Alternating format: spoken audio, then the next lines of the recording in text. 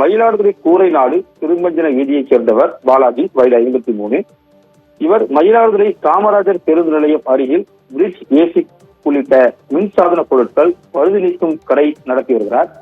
நேற்று மதியம் பாலாஜி பிரிட்ஜ் பழுது நீக்கும் பணியில் ஈடுபட்டிருந்த போது எதிர்பாராத விதமாக கேஸ் வெல்டிங் வைத்தபோது எரிவாயு கம்பஸ்டர் வெடித்ததில் பாலாஜியின் தலை சேர்ந்து மூளை சிதறியது. இந்த விபத்தில் அக்கடையின் பணியாற்றி வந்த மாப்புறுதியைச் சேர்ந்த கணேஷ், வயது 26 என்பவரின் உடலிலும் காயம் ஏற்பட்டது. அருகில் இருந்தவர்கள் இருவரையும் மீட்டு 108 அவசர ஊர்தி மூலமும் மயிலாடுதுறை அரசினர் மருத்துவமனைக்கு அனுப்பி வைத்த நிலையில் பாலாஜி உயிரிழந்தார்.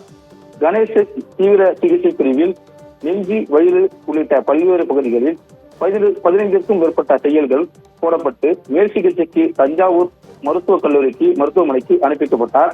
இந்நிலையில் மயிலாடுதுறை அரசு மருத்துவமனையில் குவிந்த தென்னிந்திய குளிர்சாதன பழுது பார்ப்போர் நலச்சங்கத்தினர் திடீர் சாலை மறியல் போராட்டத்தில் ஈடுபட்டனர்.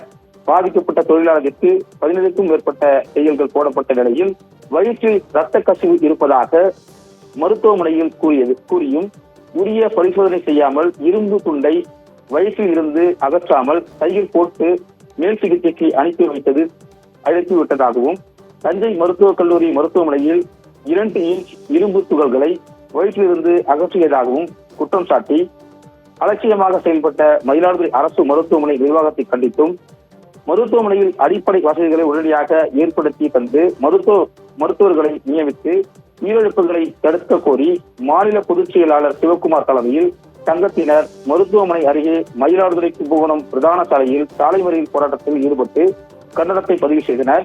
காவல் ஆய்வாளர் சிவக்குமார் பேச்சுவார்த்தை நடத்தியதன் பேரில் போராட்டத்தை கைவிட்டனர். இதனால் அப்பகுதியில் 1/4 மணி நேரத்துக்கு மேலாக போக்குவரத்து பாதிக்கப்பட்டது.